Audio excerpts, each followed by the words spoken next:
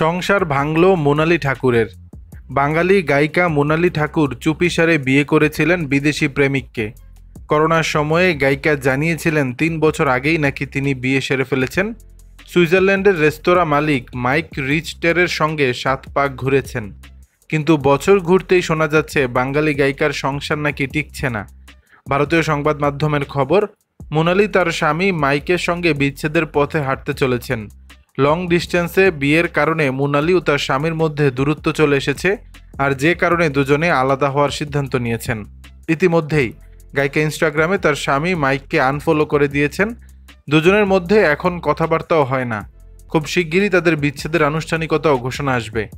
গত বছর মোনালির মায়ের মৃত্যুর আগে স্পষ্ট হয়ে গিয়েছিল সবকিছু। সেই সময় তিনি তার স্বামীর সঙ্গে সব ছবি মুছে দিয়েছিলেন।